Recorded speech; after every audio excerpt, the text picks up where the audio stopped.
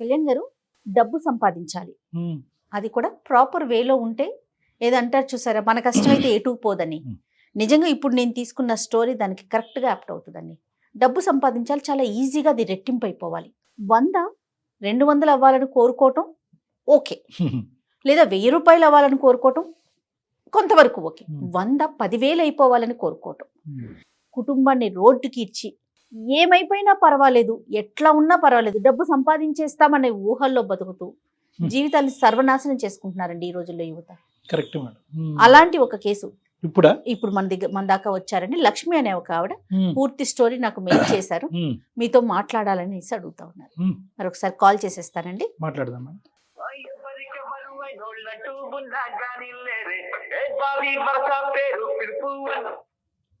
Hello hello Lakshmi గారండి? అవునండి, ఎవరు? నేను జయానండి, అందమైన జీవితం ప్రోగ్రామ్ నుంచి కాల్ చేస్తా ఉన్నాను. నమస్తే మేడం. నమస్తే మా, నమస్తే లక్ష్మి. నాతో పాటు డాక్టర్ కళ్యాణ్ గారు ఉన్నారు. ఓకే, నమస్తే సార్. ఒక్కసారి లక్ష్మి, అసలు ఏంటి మీరు అందమైన జీవితం ప్రోగ్రామ్కి ఎందుకు మెయిల్ చేయాల్సి వచ్చింది, మీ సమస్య ఏంటో క్లియర్గా మాట్లాడండి డాక్టర్ గారితో. Okay madam. ఓకే, ఒక్కసారి అక్కడ పెట్టండి. నమస్కారం లక్ష్మి గారు. నమస్తే సార్. ఏంటమ్మా చెప్పండి, ఎవరి గురించి మాట్లాడాలనుకున్నారు ఈరోజు? అది మా హస్బెండ్ గురించి సార్. చెప్పనన్నా, ఏంటి సమస్య? డాక్టర్ పాపకి హార్ట్ లో హోల్ ఉందని చెప్పారు మేడం. Okay okay. హోల్ ఉంది, పాపకి సర్జరీ చేయాలి లేకుంటే బతకదు అని చెప్పారు మేడం. బతకదు అని చెప్తే ఎంత సార్ డాక్టర్ గారు, ఎంత ఖర్చు అవుతుంది డాక్టర్ గారు, పాప ఆపరేషన్ కంటే 15 to 20 lakhs ఖర్చు అవుతుందమ్మా అని చెప్పారు మేడం. సర్జరీకి 15 to 20 lakhs అవుతుంది. అబ్బా. అవును సార్. చెప్తే ఆ పని ఈ పని చేసి మా హస్బెండ్ నేను ఇద్దరం చేసి డబ్బులు కూడబెట్టినాం మేడం. ఓ సంతోషం. కూడబెట్టిన తర్వాతకి అంటే రేపు సర్జరీ అనగా మేడం మా భర్త అమౌంట్ నాకు కూడా చెప్పకుండా అమౌంట్ తీసుకొని వెళ్ళిపోయాడు. దేనికమ్మా అమౌంట్?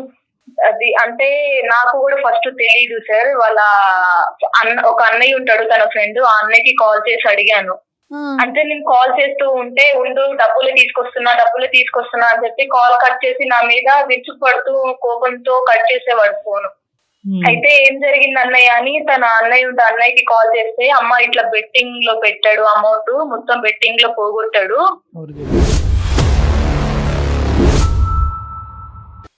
వేరే వాళ్ళ దగ్గర కూడా ఒక 10 lakhs అప్పు చేసి అవి కూడా పోగొట్టాడంట మేడం బెట్టింగ్ లో. అంటే అతనికి ముందు నుంచి ఉందమ్మా ఈ అలవాటు? ఫస్ట్ అంటే వెళ్ళుతుండే సార్, అంటే చిన్న అమౌంట్ ఎక్కువ కాదు, ఒక 5,000 10,000 అట్లా. నేను అప్పుడే వద్దు ఆడకని అని అప్పుడే బతంలాడి చెప్పాను సార్. అన్నమాట. అంటే ఈ బెట్టింగ్ ఏంటమ్మా, డైరెక్ట్ గా వెళ్తాడా, online mobile betting? Online betting sir. Online betting. అయితే వాళ్ళ ఫ్రెండ్ ఎవరో చెప్పారట, ఇట్లా 20 lakhs ఇంకా 20 lakhs వస్తే డబల్ వస్తుందిరా, నా మాట విను, నన్ను నమ్ము అని చెప్పేసి తీసుకెళ్లి వాళ్ళు ఒక దగ్గర ఉండేసి ఇట్లా బెట్టింగ్ ఆన్లైన్ లో పెట్టారంట సార్. అంటే ఏంటమ్మా, ఇప్పుడు బెట్టింగ్ చేసి డబ్బులు సంపాదించాలి అనేటటువంటి దానికి అంటే బాగా రిచ్ అవ్వాలి అని కోరిక, లేదంటే పాప గురించా, దేని గురించి, టార్గెట్ ఏంటి? అంటే టార్గెట్ ఉన్నంత మాత్రం బెట్టింగ్ చేయాలని నేను ప్రోత్సహించట్లే గానీ ఏం కావాలి అతనికి? నేను అడిగితే పాప కోసమే చేశాను, డబల్ వస్తుంది, మళ్ళా ఎక్కువ అమౌంట్ ఉంటే పాపను చూసుకోవడానికి మంచిగా ఉంటది అని చెప్పాడు సార్ నాతోని. కానీ అంతకు ముందు కూడా ఆడాడు కదమ్మా. ఇప్పుడు ఇంతకు ముందు పాప పరిస్థితి, సో పాప పరిస్థితి అనేటటువంటిది ఇప్పుడు కనిపించేటటువంటి ఒక కారణము, కానీ అంతకు ముందు కూడా ఇలాగెళ్ళి తగలెట్టిన సందర్భాలు ఉన్నాయిగా డబ్బులు. అవును సార్, అవును. సరిపోయింది. ఓకే, తర్వాత ఏమైందమ్మా మరి? నువ్వు పాప సర్జరీ అయిందా? ఇంతకీ పాప ఎలా ఉంది? సర్జరీ చేయించాను మేడం. 20 lakhs మా అమ్మ వాళ్ళు ఇస్తే పొలం అమ్మేసి ఆ 20 lakhs తోని ఆపరేషన్ చేయించాను. పాపకి ఇప్పుడు బానే ఉంది. తను ఇప్పుడు కాల్ చేసి ఓకే విసిగిస్తున్నాడు, నాకు తప్పైపోయింది, నేను పాప కోసమే చేశాను కదా, పాప కోసం ప్లీజ్ నాతో మాట్లాడు, నా దగ్గరికి రా. ఇప్పుడు నేను మా అమ్మ వాళ్ళ దగ్గర ఉన్నా మేడం. బయటకు వచ్చేసారు మీరు పాపని తీసుకొని? అంతేనండి. తీసుకొని ఆపరేషన్ అయిపోయిన తర్వాత నేను ఇంకా అక్కడికి వెళ్ళలేదు మేడం, మా ఆయన వాళ్ళ ఇంటికి. నేను మా అమ్మ వాళ్ళ ఇంటికి వచ్చేసాను మేడం. అంటే ఈ ఒక్క ఆస్పెక్ట్ తీసేస్తే రవి గారికి ఇంకేమన్నా చెడు అలవాట్లు, వ్యసనాలు ఉన్నాయమ్మా? ఇది ఒక్కటే? లేదు సార్, ఇది ఆన్లైన్ లో బెట్టింగ్ ఆడతారు. చాలా మంచిగా చూసుకునేవాడు సార్, చెడ్డోడేం అనట్లేదు, నేను మా పాపని నన్ను చాలా ప్రేమగా చూసుకునేవాడు. అది ప్రేమగా చూసుకుంటున్నాడు అనే దానికి ఏంటంటే ఆ 20 లక్షలు కూడబెట్టేంత వరకు ఇద్దరు చెరిసమానంగా కష్టపడ్డారు కదా మా పస్తులుండి కింద అవును, మీద పడి. అవును సార్. సో దాన్ని అవును బట్టే సార్. పాప అంటే మీరంటే కుటుంబం అంటే ఎంత ప్రేమ గౌరవం ఉంది అనేది నాకు అర్థం అవుతుంది. కానీ కానీ వెళ్ళినటువంటి విధానం దాన్ని డబుల్ చేయాలనేటటువంటిది ఆశ అత్యాశ అయింది. అదే కదా సార్, ఉన్న అమౌంట్ పెట్టి డబుల్ చేసే కంటే ఈ రోజుల్లో కష్టపడిన అమౌంటే ఉండట్లేదు సార్, ఊరికొచ్చిన అమౌంట్ ఎక్కడ కరెక్ట్ ఉంటాయి సార్? చెప్పామమ్మా, చాలా కరెక్ట్ చెప్పారు మీరు. సో ఇప్పుడు 3 నెలలు బట్టి ఉంటున్నాయి మామూలుగా మాటలు అవి ఉంటున్నాయమ్మా, అతను వచ్చిపోతున్నాడా? లేదు సార్, అంటే లేదు సార్, రావట్లేదు. కాల్ చేస్తుంటే నేనే మాట్లాడకుండా కట్ చేస్తున్నాను సార్. వద్దు, నీతో విసిగిపోయాను, నాకు వద్దు, ప్లీజ్ ఫోన్ చేయకు అని చెప్పేసి విడాకులు ఇచ్చేస్తా అని చెప్పాను హాస్పిటల్కి సార్. వచ్చాడమ్మా, పోనీ సర్జరీ అయిన తర్వాత ఒక్కసారన్నా బిడ్డను చూసాడా చూడలేదా? లేదు లేదు అది సార్, కూడా రాలేదు సార్. రాలేదా చూపెట్టలేదా నువ్వు? నేను చూపించలేదు సార్, వస్తా అన్నారు, నేను రానివ్వలేదు. వద్దు సరే రాను మారేనని అని. ఇప్పటికైనా అంటున్నాడా, నేను మారేను లక్ష్మి, నాలో మార్పు వచ్చింది అని అంటున్నాడా, లేదంటే పాప గురించే కదా నేను ఆడాను అని అంటున్నాడా? కారణం పాప చూపెడతాను. గురించే కదా నేను ఆడింది అని అంటున్నాడు సార్. రేపొద్దున ఇప్పుడు పాప ఇదంటాడు, రేపొద్దున పాప పెళ్లికో లేదంటే పెద్ద మనిషి అయినప్పుడు అప్పుడు ఆ పార్టీ చేయడానికి డబ్బులు కావాలి కాబట్టి అంటాడు. సో ఈ కారణాలు అనేవి అలా పెరుగుకుంటూనే పోతా ఉంటాయి. సో మార్పు అనేది రాలేదని నీ నమ్మకం అమ్మా? రాదనా? అవును సార్, నా నమ్మకం. అవును, రాదు సార్ మార్పు, ఆ మనుషులో మార్పు రాదు సార్. నా పాప చావు బతుకుల్లో ఉంటే తను వెళ్ళి ఉన్న అమౌంట్ తో చూపించుకోవాలి కానీ సార్, ఉన్న అమౌంట్ తీసుకుపోయి పెట్టి ఇంకా డబ్బులు వస్తుందని ఆశపడి ఒకవేళ మా అమ్మ వాళ్ళ అమౌంట్ ఇవ్వకుంటే నా పాప పరిస్థితి ఏంటి అంతే సార్? కదా, అంతే కదా లక్ష్మి. నా పాప నాకు దక్కేదా సార్? మా అమ్మ వాళ్ళు ఉండబట్టి సరిపోయింది, ఒకవేళ మా అమ్మ వాళ్ళు లేకపోతే నా పాప నాకు దక్కదు కదా సార్. తన తలుచుకుంటే మూర్ఖత్వం వల్ల, తన అత్యాశ వల్ల ఉన్న డబ్బులు తీసుకుపోయి ఆటలో పెట్టేసి ఇప్పుడు నేను వస్తా అని ఫోన్ చేసి ఇప్పుడు కాళ్ళ ఇలా పడితే నేను ఎందుకు రానిస్తాను సార్? నాకు లేదు సార్, నా మనసు విరిగిపోయింది సార్ తన మీద. సరేనమ్మా, ఇప్పుడే పోనీ ఇలా నీ అయింది. మనసు విరిగిపోయింది, 3 నెలలు బట్టి మనిషిని దూరం పెట్టావు, ఫైనల్ గా ఎటుపోతుందమ్మా మీ జీవితం? అంటే విడాకులు తీసుకోవాలని ఉద్దేశమా ఏంటి నీది? విడాకులు తీసుకుంటాను సార్, నేను తనతో ఉండను. ఇప్పుడే తను చూడలేదు సార్, రేపటి రోజు నాకే ఏదైనా అవుతుంది, నా పాపకి మళ్ళా హెల్త్ బాగుండదు, అప్పుడు చూసడం ఏంటి సార్? నాకు అమ్మ నమ్మకం వాళ్ళు లేదు ఏమంటున్నారు సార్. లక్ష్మి? అమ్మ వాళ్ళు నీ ఇష్టం అమ్మా అని చెప్తున్నారు మేడం. అంటే ఇంక వాళ్ళు కూడా ఏం చెప్పలేదు. ఇప్పుడు ఏంటంటే ఇటువంటి పరిస్థితుల్లో జయ గారు, ఇప్పుడు ఏంటంటే మనిషి చరిత్ర చూసుకుంటే మంచి వ్యక్తి, పిల్లల గురించి కూడా అతను బాధ్యతాయుతంగా వివరించాడు. అవును, ఇటు వచ్చి concern ఏంటంటే ఎక్సెప్ట్ ఫర్ దిస్ వ్యసనం, అవును. దీన్ని వ్యసనం, వ్యసనమే. Betting and gambling is a వ్యసనం that does not have direct treatment. అంటే దీనికి ఇదిగో ఈ టాబ్లెట్ వేసుకో రేపటి నుంచి ఈ వ్యసనం నుంచి బయటపడతాం అనేది లేదు. తాగుడికి, సిగరెట్కి, ఇతరత్ర మత్తు పదార్థాలు కొన్ని వేల మందిని నేను ట్రీట్ చేశాను. కానీ ఈ బెట్టింగ్ గ్యాంబ్లింగ్లో ఉండేటటువంటి చిన్న లొసుకు, ఎందుకంటే ఆ అమ్మాయి పేరెంట్స్ కూడా ఇంత జరిగిన తర్వాత కూడా నీ జీవితం నువ్వు ఆలోచించుకో ఎందుకు అంటున్నారంటే వీళ్ళు మంచి వాళ్ళు, వీళ్ళు చెడు బుద్ధి ఉండేటటువంటి వాళ్ళు కాదు. కానీ ఏంటంటే అత్యాశ అనేటటువంటి టార్గెట్, అక్కడ ఏదో మంత్రజాలం ఉంటుంది, ఏదో మాయ జరుగుతుంది, మంత్రం మయం అవుతుంది, దెబ్బకటా అనే విధంగా నేను రిచ్ అయిపోవచ్చు, ఒక మెట్టు నుంచి 15వ మెట్టు వరకు ఎక్కేయచ్చు అనేటటువంటి ఆశ అక్కడ ప్రధానంగా ఇక్కడ అతని యొక్క ఇదయింది. ఈ రోజు మొత్తం కుటుంబాన్ని బిడ్డ నుంచే దూరం అదే చేసింది. చెప్తున్నాను ఇప్పుడు కదా. అతని మనోవేదన ఎలా ఉండుంటది చెప్పండి? మరి సర్జరీ చేసినప్పుడే బిడ్డ కనిపించినటువంటి పరిస్థితి అంటే నువ్వు ఇప్పుడు కూడా అలా అమ్మాయి చెప్పే దాంట్లో కూడా వ్యాలిడ్ పాయింట్ కదా కళ్యాణ్ గారు. ఇప్పుడు అమ్మాయి పేరెంట్స్ లేరు అనుకుందాం, ఇప్పుడు అప్పుడు ఏంటి పరిస్థితి? రేపు రోజు ఇది రిపీట్ కాదు అనడానికి ఎట్లా గ్యారంటీ ఇవ్వగలుగుతామా మనం? అతను ఎక్కడైనా అతనిలో ఈ 25 లక్షలు పోయినాయి, 25 లక్షలు ఎంతో పోయినాయి అనే బాధ కనిపించిందమ్మా నీకు? అంటే అడపదడప నువ్వు మాట్లాడినప్పుడు అలా ఏం లేదు సార్. ఎలా అంటే నేను పాప కోసం ఎగ్గట ఆడింది, ఎక్కువ వస్తే ఇంకా అమౌంట్ డబ్బులు వస్తే పాపని మంచిగా చూసుకోవచ్చు అని చెప్పి ఆడానని చెప్తున్నారు. కానీ తప్పైపోయింది, నన్ను క్షమించి ఒక్కసారికి నేను మళ్ళా ఎప్పుడు జీవితంలో చేయనన్న మాట రావట్లేదు. పాప అది. కోసమే ఆడానన్న మాటనే మాట్లాడుతున్నారు సార్. అదేనమ్మా, ఇప్పుడు నేను అనేది ఏంటంటేనమ్మా, ఇప్పుడు నువ్వు మాకు చేయటం వెనకతల ప్రధానమైన కారణం ఏంటంటే కనుక నేను ఈ కారణం చేత నేను విడాకులు తీసుకోవాలనుకుంటున్నాను డాక్టర్ గారు, ఇది కరెక్టా రాంగా అనేది Yes. తెలుసుకోవటం గురించా, లేదంటే ఒక్కసారి నేను తీసుకునేటటువంటి నిర్ణయం కరెక్టా రాంగా అనే దాని గురించి అతనితో మాట్లాడి చూడండి అనే దాని గురించి చేసావా? అంటే కరెక్టా రాంగ్ గా ఒకసారి అంటే అతని గురించి ఏం కాదు సార్, మిమ్మల్ని అడుగుదామని కాల్ చేశాను. నాకైతే తను మీద నమ్మకం లేదు డాక్టర్ గారు. తను నాతో ఉంటాడు, మమ్మల్ని మంచిగా చూసుకుంటాడు, మళ్ళా బెట్టింగ్ కి వెళ్ళకుండా ఉంటాడు అని చెప్పేసి నమ్మకం అయితే నాకు లేదు అతని మీద. అమ్మ ఒకటమ్మా, నేను ఇందాక కూడా మొదలు పెట్టినప్పుడు ఏంటంటే ఇది దీన్ని ఒక జబ్బు కింద వివరించాలి. ఆబ్వియస్లీ నువ్వు ఒక ప్రశ్న ఎదురుదాడిగా నాకు ఒక ప్రశ్న అడిగితే కనుక నేనేం సమాధానం చెప్పలేకపోవచ్చు. డాక్టర్ గారు మీరు ఇన్ని సలహా సూచనలు ఎప్పుడు ఇస్తున్నారు అంటే కనుక నా బిడ్డ నా చేతుల్లో ఈ రోజు ఉంది కాబట్టి మీరు ఇస్తున్నారు. ఒకప్పుడు నా బిడ్డ నాకు దక్కకపోయి ఉంటే కనుక ఇంకేమై ఉండేదని అడగచ్చు. కానీ ఈ రోజు నేను అనేది ఏంటంటే నీ బిడ్డ నీ చేతుల్లోనే ఉంది. అతను కాస్త డబ్బులు తీసుకెళ్ళి ఒక వ్యసనానికి బానిసయ్యి దాంట్లోంచి డబ్బులన్నీ కూడా సర్వనాశనం చేశాడు. కానీ ఇక్కడ ఎంతైనా కూడా అతనిలో కూడా ఒక ఒక ఒక సరైనటువంటి తండ్రి అంటే అతను కూడా ఎందుకు వెళ్ళాడు, ఏదో తాగుడుకో లేదంటే ఇంకో సిగరెట్టో లేదంటే ఇంకో వ్యసనాలకో పోలేదు. ఆ డబ్బులు సంపాదించి వచ్చేటటువంటి డబ్బుల ద్వారా బిడ్డకి సర్జరీ చేయాలనేది అంటే ఏంటంటే ఆలోచన కరెక్టే, విధానం కరెక్ట్ కాదు, హృదయం మంచిదే. నీ మాతృమూర్తిగా నువ్వెలా ఉన్నాయో ఒక పితృడి స్థానంలో అతను ఉండేటటువంటిది ఇక్కడ ఏదో న్యాయం చేయాలి అని అనుకున్నావు, బిడ్డను కాపాడాలనుకున్నావు.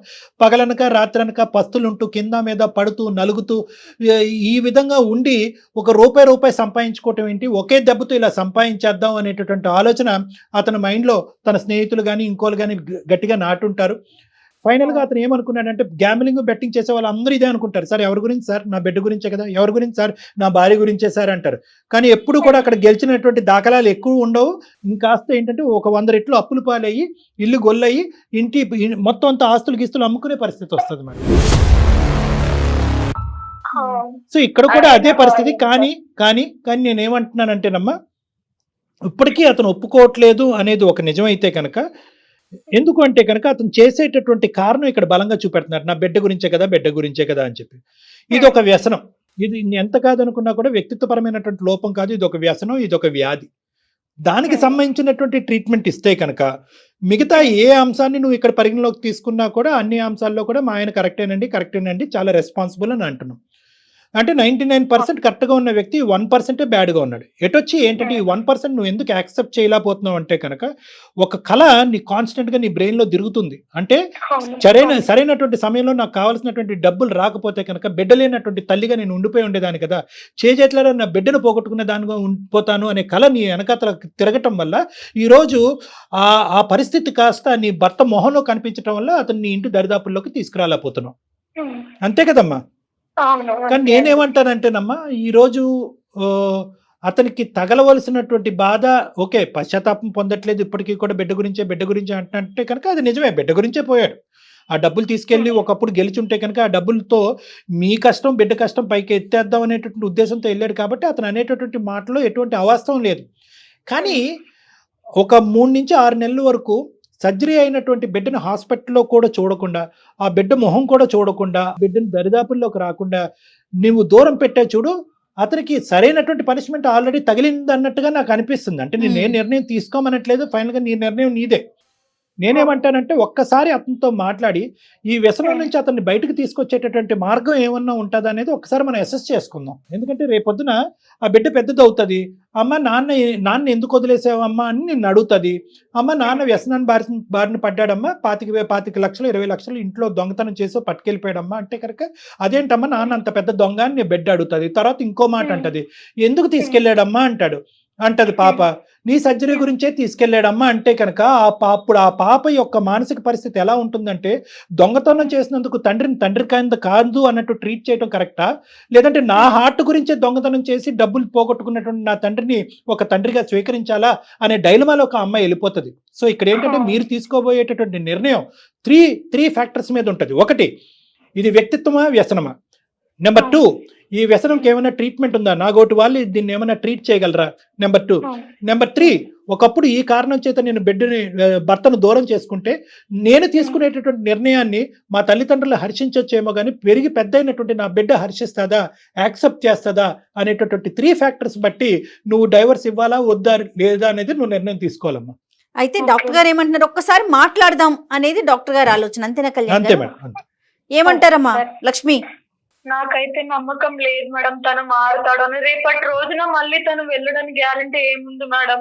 ఇప్పటి వరకు ఏంటంటే నువ్వు ఒక బయట ప్రయత్నం అనేది చేయలేదు. అంటే ఏంటంటే ఇదేదో ఒక అలవాటు, ఒక వ్యక్తిత్వంలో ఉన్న లోపం కిందే భావించే కానీ ఇది ఒక వ్యసనం అనేటటువంటి ఒక జబ్బు. దీనికి సరైనటువంటి సమయంలో సరైనటువంటి వ్యక్తుల ద్వారా కౌన్సిలింగ్ ట్రీట్మెంట్ ఇస్తే కనుక బహుశా ఈ వ్యాధి అతనిలోంచి తొలగిపోయి ఒక మంచి మనిషి అవుతాడనే ఆలోచన నీకు రాలే. సో ఇప్పటి వరకు నువ్వు ఎన్నిసార్లు క్షమించటం అనేది ఒక వేరే విషయం. ఇప్పుడు మా యొక్క సపోర్ట్ తీసుకుంటూ అతన్ని ఇంకో యాంగిల్లో మనం ట్రీట్ చేసి నీ ముందు నిలబెట్టడం అనేది వేరే విషయం అమ్మా. నాకైతే నమ్మకం లేదు సార్, మీరు చెప్తున్నారు కాబట్టి ఒకసారి ప్రయత్నిస్తాను సార్. సరే అమ్మా, సరే అమ్మా. ఒకసారి కాల్ చేయండి, మేము లేము అన్నట్లుగానే ఒకసారి మాట్లాడండి, తర్వాత డాక్టర్ గారు నేను ఉన్నానన్న విషయం చెప్పండి. Okay madam. Okay Lakshmi, okay సరేనండి. హలో హలో లక్ష్మి, నువ్వు పాప కోసం తిని తినక రోజు పనికి వెళ్ళి బాగుంది ఉండక 20 లక్షలు కూడా పెడితే నువ్వు 20 లక్షలు తీసుకుపోయి బెట్టింగ్ లో పెట్టేసినావు. నా పాపకు ఆపరేషన్ అయితే కనీసం నువ్వు ఆ రోజు ఆపరేషన్ అయిన రోజు కూడా రాలేదు. ఆ 20 లక్షలు కూడా పెట్టింది మన కోసమే, మన ఫ్యూచర్ కోసమే లక్ష్మి. ఆ ఎక్కువ డబ్బులు వస్తాయి సంపాదించామనే కదా. నాకు మీ తప్ప ఇంకెవరు ఉన్నారు? మీ ఇద్దరిని చూసుకోవడానికే కదా నేను. నువ్వు కష్టపడి సంపాదించేది ఉండే, నువ్వు బెట్టింగ్ లో పెడితే డబ్బులు వస్తాయని నువ్వు ఎట్లా నమ్మి పాప జీవితాన్ని పనంగా పెట్టి నువ్వు 20 లక్షలు తీసుకుని బెట్టింగ్ పెట్టి ఆడతావు రవి నువ్వు? అంటే ఆ టైంలో తోచలేదు. ఏం తోచలేదు రవి నీకు? పాప ప్రాణం కంటే నీకు బెట్టింగే ఎక్కువైందా రవి నీకు? ఆ బెట్టింగ్ అంతా డబ్బులు వస్తే మనం హ్యాపీగా ఉంటామనే లక్ష్మి. ఏం హ్యాపీ రవి? మనం కష్టపడి ఒక్క పూట తిన్నా గానీ హ్యాపీగానే ఉంటాం రవి. పాప కోసం కదా రవి ఇన్ని రోజులు ఇన్ని సంవత్సరాలు కష్టపడి డబ్బులు కూడా పెట్టింది. ఒక్క నిమిషంలోనే నువ్వు 20 లక్షలు పోగొట్టినావు రవి. ఎన్ని సంవత్సరాల నుండి కష్టపడిన డబ్బులన్నీ. అది తప్పైంది లక్ష్మి. అలా నీకు ఆడేటప్పుడు కూడా పాప గుర్తుకు రాలేదా రవి? ఇది నా పాప కోసం దాచిపెట్టిన మనీ ఆపరేషన్ కోసం, నేను చెయ్యపోతే నా పాప నాకు దక్కుతుందో లేదు అన్న నీకు ఒక్కసారి కూడా ఆలోచన రాలేదా రవి? పాప కోసం, నీ కోసం, నా కోసం అని మాట్లాడుతున్నావు రవి నువ్వు. ఒకవేళ పాపకి ఏదైనా అయ్యి చనిపోయి ఉంటే నువ్వు ఎవరిని చూడడానికి వచ్చేవాడి? పాప ఎవరిని చూడడానికి వచ్చేవాడివా? నీకు నాకెవరిని చూడడానికి వచ్చేవాడివా? అది కాదు నాన్న, నాకు అర్థమవుతుంది, నువ్వు అన్నదంతా కరెక్టే. కాకపోతే నేను ఏం చేసినా నీ గురించి పాప కోసమే కదరా. ఆ రోజు కూడా నేను తీసుకెళ్ళింది డబ్బులు పాపని బతికించుకుందామని, పాప లైఫ్ బాగా చేద్దామనే కదా తీసుకెళ్ళాను రా. నేను కావాలని ఏం తప్పు చేయలేదురా. ఆ రోజు ఆ డబ్బులు పోయిన తర్వాత నాకు వస్తే నువ్వేమంటావో అని చెప్పి భయంతో నా మొహం చూపించలేకపోయినా అవ్వా. భయంతో ముఖం చూపలేకపోయిన అంటున్నావు. 20 లక్షలు తీసుకుపోయినావు, అవి ఆన్లైన్ లో బెట్టింగ్ లో పెట్టేసినావు. మళ్ళీ వేరే వాళ్ళ దగ్గర 10 lakhs చేసినావు, అవి ఆన్లైన్ లో పెట్టేసినావు. అవి పెట్టకుండా ఆ 10 lakhs తీసుకొని నా దగ్గరకు వచ్చి ఇట్లా ఆడాను, ఇట్లా పోయినాయి లక్ష్మి సారీ అని చెప్పేసి ఆ 10 lakhs ఇచ్చినా కానీ అది కాదురా. అది తీసుకెళ్ళాను. ఫస్ట్ ఒక 10,000 పెట్టగానే ఒక 50,000 వచ్చేసాయి. అలానే కకృతికి పోయి మొత్తం పెట్టేశాను లక్ష్మి. రవి నా పేరు డాక్టర్ కళ్యాణ్ చక్రవర్తి. నేను సుమన్ టీవీ అందమైన జీవితం దగ్గర నుంచి మాట్లాడుతున్నాను, అనే ప్రోగ్రామ్ నుంచి మాట్లాడుతున్నాను. నాతో పాటు మన హోస్ట్ జయ గారు కూడా ఉన్నారు. అయితే ఏంటంటే ఇప్పుడు ఈ రోజు మీ భార్య గారు, నేను జీవితానికి సంబంధించినటువంటి ఒక పెద్ద నిర్ణయం తీసుకోబోతున్నానండి. పదే అవకాశాలు ఇచ్చినటువంటి నా భర్త పదే తప్పులు చేస్తున్నాడు. ఈ రోజు నా పాప ప్రాణాలు పోయే పరిస్థితి వరకు వచ్చింది కాబట్టి నేను ఈ నిర్ణయం తప్ప ఇంకో నిర్ణయం తీసుకోవడానికి రెడీగా లేను. నా భర్తకు ఒక దండం, అతను నాకు వద్దు, నేను డివోర్స్ తీసుకుందాం అనుకుంటున్నాను. నేను తీసుకునే నిర్ణయాన్ని మీరు సమర్థిస్తారా లేదా అని చెప్పి అమ్మాయి మాకు కాల్ చేసింది. మాకు కావాలని తప్పు చేయలేదు సార్. ఏదైనా నా పాప, నా ఫ్యామిలీ అంతా హ్యాపీగా ఉంటదని నేను వెళ్ళి బెట్టింగ్ ఆడాను సార్. అది ఒక వ్యసనంలో తయారైపోయింది సార్. కానీ నాకు నా పాప, నా భార్య కావాలి సార్. అంటే నాన్న చూడు, నేను ఇందాక కూడా ఈ కార్యక్రమం మొదలైనటువంటి మొదట్లో నేను ఒకటే చెప్పాను, ఆన్లైన్ బెట్టింగ్ గ్యాంబ్లింగ్ ఆడేటటువంటి వాళ్ళ యొక్క మనసు అందరిది కూడా వాళ్ళు ఏదంటే దుర్మార్గులో, దుష్టులో, లేదంటే మూర్ఖత్వంతో ఉండేటటువంటి వాళ్ళు కాదు. బాగా తెలివైనటువంటి వాళ్ళు, జీవితంలో విలువలు తెలిసినటువంటి వాళ్ళు, బాధ్యతాయుతంగా ఉండేటటువంటి వాళ్ళే ఏదో ఒక తెలియనటువంటి ఒక బలహీనమైనటువంటి క్షణంలో తొందరగా పైకి ఎదుగుదాం అనేటటువంటి ఆలోచనతో ఈ రోజువారీ కష్టం వద్దు, ఇందులోంచి ఈ గండం నుంచి ఇప్పుడు ఒక్క దెబ్బతో గట్టెక్కేస్తే కనుక జీవితాంతం దినదిన గండం 100 ఏళ్ళ ఆయుష్ అన్నట్టు ఉండదు కదా అని చెప్పి దిగినటువంటి వాళ్ళే. అంటే 10 రూపాయలు వస్తే కనుక సంబరపడిపోతారు, పక్కన పోయేటటువంటి 100 రూపాయల గురించి ఆలోచించరు. 10 రూపాయలు వచ్చింది కదా, 100 రూపాయలు లాగే 100 రూపాయలు పోతే పోయింది, 10 లక్ష రూపాయలు అవుతుంది అని చెప్పి అనేటటువంటి ఉద్దేశంతో వాళ్ళ యొక్క అదృష్టాన్ని పదే పరీక్షించుకుంటారు. అక్కడికి వెళ్ళి పదే ఆన్లైన్ యాప్ల్లో కానీ, అప్పులు లోన్ యాప్స్ లో మేడం భయంకరమైన లోన్ యాప్స్ తీసుకుంటే ఇతనికి రెడీమేడ్ గా డబ్బులు కనిపించినాయి కాబట్టి 1,00,000, 2 లక్షలు, ఏకంగా 15-20 లక్షలు తీసుకుని వెళ్ళిపోయి తీసుకుని వెళ్ళటం కాదు, దొంగతనం అంటారు. అది నీ రవి, ఇంట్లో నీ డబ్బులు అయినా కూడా అది దొంగతనమే, అంతే కదా గజాని గారు? నేను వెళ్ళేవని కాదు సార్, ఆ, ఎప్పుడు ఫోన్ యాడ్స్ అవి ఇవి చూస్తూనే ఉన్నాను. వాళ్ళు వెంటనే వాళ్ళు లక్షాధికారులు కోటీశ్వర్లు అయిపోతున్నారు. అప్పుడే నాకు అనిపించింది సార్, మనకి ఈ డబ్బుతో ఉంటే సరిపోదు, కొంచెం ఇంకా మనకు కావాలని చెప్పేసి ఆ ఆలోచన తోటి నేను డబ్బులు పెట్టాను సార్ ఆన్లైన్ లో. ఒక రకమైన మేడం? జూదం కదా. పిల్ల ప్రాణాలని నువ్వు నిజంగానే పనంగా పెట్టి ఆడటం కాదు ఇది. ఏదన్నా అయినట్లయితే ఇది ఏంటంటే ప్రామిసుల మీద వాగ్దానాల మీద నడిచేటటువంటిది కాదు. ఎందుకంటే ఆ అమ్మాయి కూడా చెప్పింది 1కి 100 సార్లు అందరి మీద, బ్రతుకున్న మనుషులు ప్రజానికం అందరి మీద నువ్వు ఒట్లేసావంట, ప్రామిసులు చేసావంట. అంటే నువ్వు ప్రామిసులను నిలబెట్టుకునేటటువంటి టైప్ కాదు నువ్వు వేసేటటువంటి ప్రామిసులు. ఆ అమ్మాయి నమ్మేటటువంటి అవకాశం పరిస్థితి లేదు. లేదు. ఎందుకంటే ఈ బెట్టింగ్ గ్యాంబ్లింగ్ అనేటటువంటిది ఒక బ్రెయిన్ కి సంబంధించినటువంటి ఒక వ్యసనం లాంటిది, ఒక వ్యాధి లాంటిది. ఎందుకంటే ఓడిపోయిన ప్రతి చోట, ఓడిపోయిన చోటే గెలవాలి అనేటటువంటి ఒక పిచ్చి తాపత్రయం ఉంటుంది. ఓడిపోతాను అనే ఉద్దేశంతో ఎవ్వడు కూడా బెట్టింగ్ అండ్ గ్యాంబ్లింగ్ లోకి వెళ్ళడు. ప్రతి ఓడు గెలుస్తాననేటటువంటిది అనుకుంటాడు. లాస్ట్ టైం ఈ నెంబర్ మీద కాకుండా ఆ నెంబర్ మీద పెట్టాను కాబట్టి ఓడిపోయాను, లేదంటే నల్లపిల్లి ఎదురొచ్చింది కాబట్టి ఓడిపోయాను, లేదంటే వాడెవడో నా మైండ్ డిస్ట్రాక్ట్ చేశాడు కాబట్టి ఓడిపోయాను అని చెప్పి బయట కారణాలు చెప్పి మీ లోపల ఏ కారణం లేదు, మీరు ఏ తప్పు చేయట్లేదు, ఈ రోజు ఓడిపోతే రేపు ఖచ్చితంగా గెలుస్తాననే ఉద్దేశంతో బ్లైండ్ గా మీరు వెళ్తారు. అందరి కళ్ళు కప్పుతారు, ఎవరు సలహా తీసుకోరు. ఓడిపోయి మొత్తం ఇంటిళ్ళ పాది అందరూ మునిగిపోతున్నా కూడా ఇంకా అందులోనే కొట్టుకుపోతారు. కాదు డాక్టర్ గారు, ఒకవేళ ఓడిపోతామేమో అనే ఆలోచన అసలు వీళ్ళకి రాదా ఈ రాదు. బెట్టింగ్ లో కూర్చునే అంటే ఎప్పుడు వస్తుంది అంటే మేడం, ఓడిపోయిన ఇప్పుడు వచ్చింది చూడండి, ఇప్పుడు అర్థం పశ్చాత్తాపం వచ్చింది. ఎప్పుడైతే భార్య దూరం అయిపోయింది, పిల్ల దూరం అయిపోయింది, జీవితం అంతా ఏకాకి అయిపోయింది, ఇటువంటి పరిస్థితుల్లో పశ్చాత్తాపం వస్తుంది, అరే ఇదేంటని. అలాగే చాలా మంది బెట్టింగ్ గ్యాంబ్లింగ్ చేసేటటువంటి వాళ్ళు డబ్బులు పోయిన తర్వాత విపరీతంగా కుంగిపోతారు. ఎందుకు ఈ జీవితం, చచ్చిపోతే బాగుందని అనుకుంటారు. ఎప్పుడైతే కనుక ఆ అప్పు తీరిపోతుందో మళ్ళీ కొత్త ఆలోచన వస్తుంది, అరే ఇదేంటి మళ్ళీ. చెప్పు రవి. సార్ లేదు సార్, ఈసారి నమ్మమని చెప్పండి సార్. నేను మళ్ళీ వెళ్ళాను సార్ బెట్టింగ్ నానా. ఇప్పుడు ఆ అమ్మాయిని నమ్ము అని చెప్పడానికి మేము ఎవరయ్యా? నువ్వు మాట్లాడాలి, నీ భార్య. మేము పెళ్లి చేసావా? మీ పెళ్లి నువ్వు ఆ అమ్మాయితో మాట్లాడు, నువ్వు ఏం చెప్పాలనుకుంటున్నావు ఆవిడ కన్విన్స్ అవుతుందేమో చూడు, ఒకసారి ట్రై చేయి. అమ్మాయి కన్విన్స్ అవుతుందో లేదో చూడు. ఫస్ట్ నువ్వు చెప్పవలసింది ఏంటంటే కనుక పిల్ల గురించే చేశాను కదా, నీ గురించే చేశాను కదా, ఇటువంటి మాటలు ఆపేసాయి. నీకు ఒక వ్యసనం ఉంది, ఆ వ్యసనం బారిన నువ్వు పడ్డావు, అదొక జబ్బు, ఈ జబ్బు నుంచి నన్ను విముక్తి పొందించండి అని అడుక్కుంటే వాళ్ళ వేళ పడుతూ ఆ అమ్మాయి ఏదైనా ఆలోచించాను. ఎప్పటికీ కూడా నువ్వు చేసినటువంటి పనిని నువ్వు సమర్థించుకుంటూ నువ్వు ఎలా ప్రామిసులు అడుగుతావు? Correct. మారిపోతానని నేను చాలా సార్లు చెప్పాను సార్, నమ్మకం లేదంటుంది సార్. నీ ఇందాకటి నుంచి నేను జయ గారు చెప్పేది ఏంటి అంటే కనుక పిల్లని బతికించుకోవాలి, తొందరగా ఆపరేషన్ చేయాలి, డబ్బులు సంపాదించాలన్న ఆలోచన కరెక్టే, కానీ వెళ్ళినటువంటి దారి తప్పు. వెళ్ళినటువంటి దారి ఏంటంటే అత్యాశకు పోయావు, ఇప్పుడు దురాశ దుఃఖమునికి చేయటం అన్నట్టుగా ఇప్పుడు అందరి ఇంటిళ్ళ పాది కుటుంబం విచ్ఛిన్నం అయిపోతుంది. ఒక్కసారి ఒక అవకాశం ఇచ్చి నీకు ట్రీట్మెంట్ ఇస్తే కనుక ఏమైనా బాగుపడతావేమో అని ఆశతో నీకు చేసావు. అయితే ఏంటంటే నువ్వేంటంటే మహానుభావుడివి, ఆ కారణం చేత ఆడానండి, ఈ కారణం చేత ఆడానండి, నేను దేవుణ్ణి అంటున్నావు. నువ్వు ఒక సంవత్సరం తర్వాత మళ్ళీ ఆడవని నమ్మకం ఎలా ఉంటది లక్ష్మికి? కానీ నేను ఆడాను సార్, అది నా ఫ్రెండ్ కి నేను చెప్తే ఇందులో పెడితే డబ్బులు ఎక్కువ వస్తాయని చెప్పి. సరే మాకు చెప్పడం కాదు, నువ్వు లక్ష్మితో మాట్లాడండి ఒకసారి. నువ్వు లక్ష్మితో మాట్లాడయ్యా. ఇది ఒక్కసారి నమ్మ ప్లీజ్, ఇంకోసారి ఫోన్ నేను ఆ బెట్టింగ్ ఏం ఆడను. ఎన్నిసార్లు చెప్తారా వీళ్ళ, నా మీద వచ్చేసిన, పాప మీద వచ్చేసిన. ఇప్పుడు సార్ వాళ్ళ ముందే చెప్పాను కదా, ఇంకోసారి నేను చేస్తే నువ్వు సార్ వాళ్ళ ముందే నన్ను నువ్వేదన్నా ప్లీజ్, నాకు పాప గుర్తుకొస్తుంది. నువ్వు ఫోన్ చేస్తే నువ్వు ఫోన్ ఎత్తావు, ఇక్కడ చేస్తే పాప పరిస్థితి బాగాలేదు, ఒక్కదాన్ని ఏం చేయాలో అర్థం కాక నాలోనే చచ్చిపోయి, పాపకి ఏమవుతుందో ఇక్కడ నువ్వు చూస్తే నువ్వు రావు, ఫోన్ చేస్తే ఫోన్ కట్ చేస్తావు.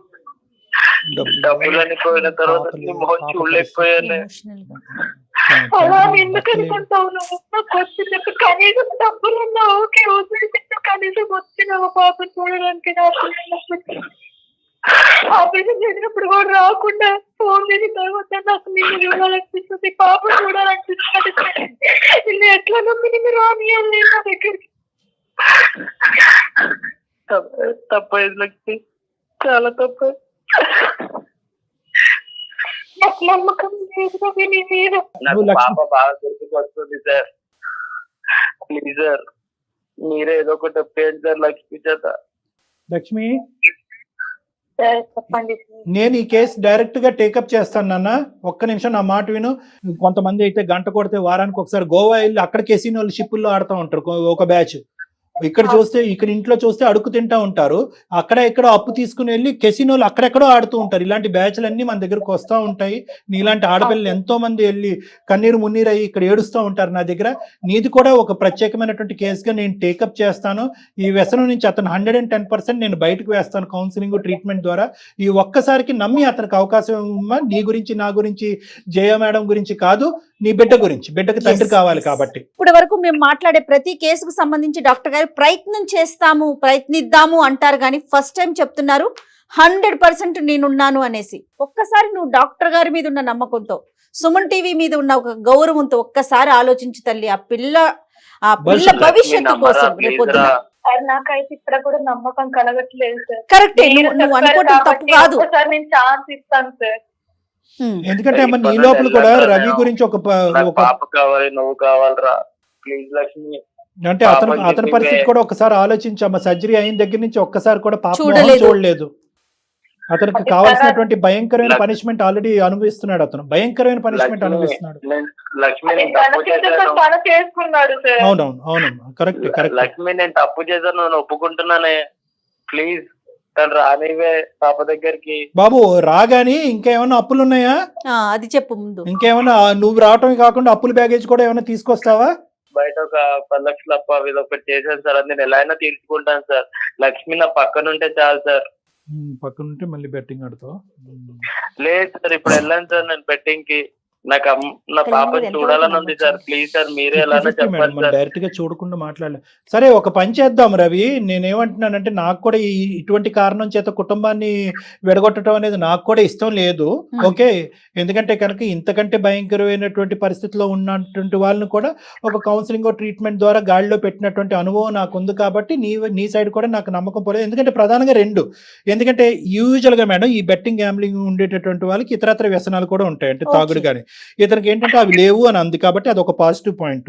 రెండోది ఏంటంటే ఇతనికి తగలవలసిన దెబ్బ ఆల్రెడీ తగిలింది. బిడ్డ బతుకుతుందా చనిపోతుందా, సర్జరీ ఎక్కడో అవుతుంది, ఆపరేషన్ ముందు బిడ్డను చూడలేదు, ఆపరేషన్ తర్వాత బిడ్డను చూడలేదు, ఆపరేషన్ అయిన 3 నెలల తర్వాత బిడ్డను చూడలేదు. ఇదే కళ బహుశా జీవితాంతం ఉంటే కనుక అతని పరిస్థితి ఏంటి అనేటటువంటి అతనికి ఇప్పుడు బాగా చురకు అంటుకుంది. సో అది ఒకటి. రెండోది. మూడోది ఏంటంటే కనుక చాలా ముఖ్యమైనటువంటి అంశము, స్టార్టింగ్ లో బిడ్డ గురించి అనేటటువంటి అన్న ఈ వ్యక్తి ఈ రోజు ఇది ఒక వ్యసనం సార్, నాకు ట్రీట్మెంట్ ఇవ్వండి, నేను మీ దగ్గరికి వస్తాను, భార్య పిల్లలు. సో ఈ 3 కారణాలు ఉన్నాయి కాబట్టి లక్ష్మి బహుశా ఇతను మారటానికి చాలా అవకాశాలు ఉన్నాయి అనేటటువంటిది ఒక నమ్మకం. ఇది ఒక ఆఖరి అవకాశం.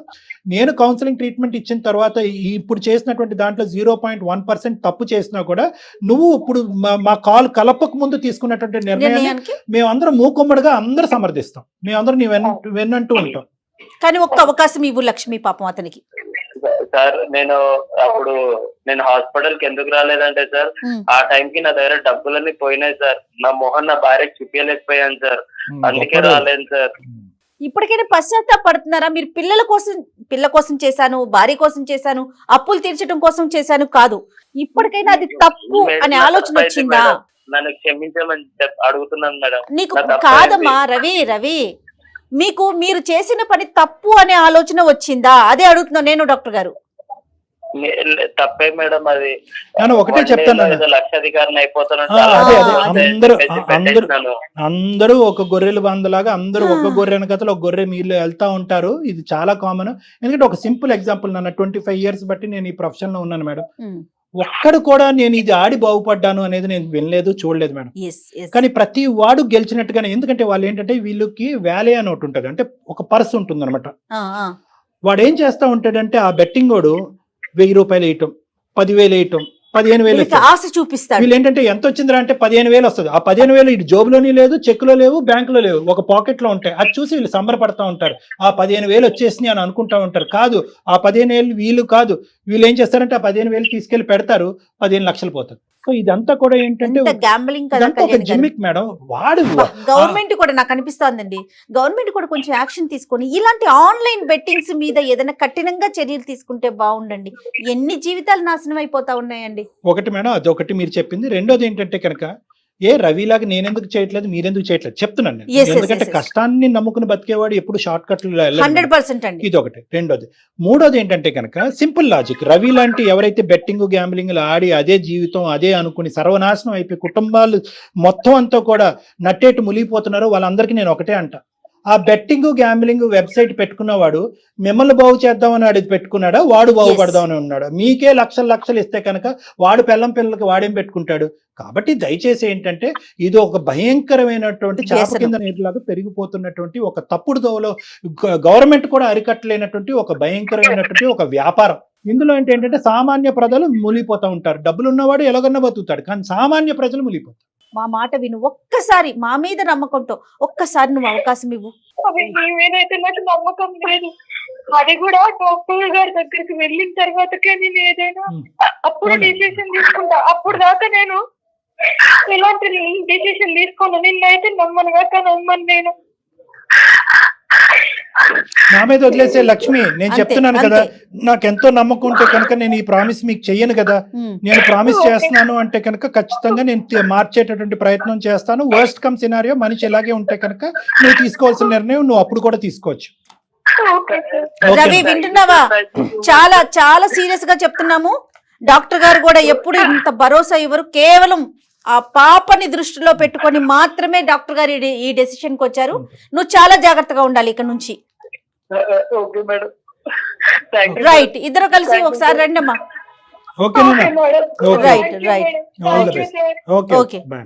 కళ్యాణ్ గారు, ఏంటి పరిస్థితి కళ్యాణ్ గారు?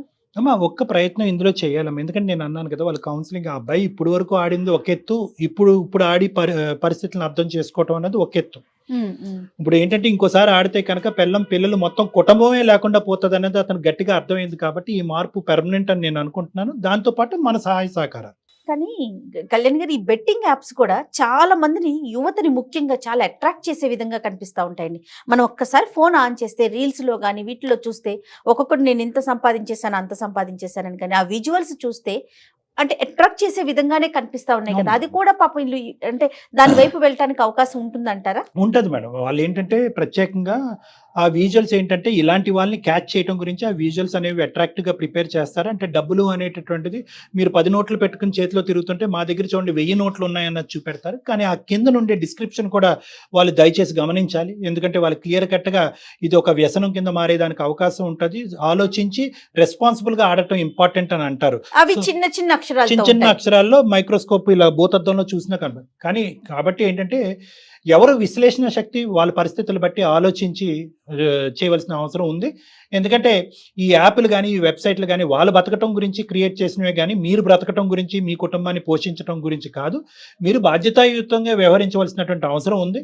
ఎందుకంటే ఈరోజు గెలుస్తాను అనుకునేటటువంటిది ప్రధానమైనటువంటి ఓవర్ కాన్ఫిడెన్స్. అవునండి. ఆ ఓవర్ కాన్ఫిడెన్స్ అనేది తగ్గించుకుని ఎప్పుడు కూడా కృషితో నాస్తి దుర్భిక్షం అనేటటువంటిది, అంటే మీరు కృషి అనేటటువంటిది పెట్టండి, ప్రతిరోజు కష్టపడండి. సంపాదనకి జీవితానికి షార్ట్ కట్లు అంటే ఉండవు అనేది ప్రధానంగా ఈ బెట్టింగ్ గ్యాంబ్లింగ్ బారిన పడినటువంటి ఆలోచన ఉండే వాళ్ళు అర్థం చేసుకోవాల్సిన అవసరం. రైట్ కళ్యాణ్ గారు, నమస్తే. నమస్తే.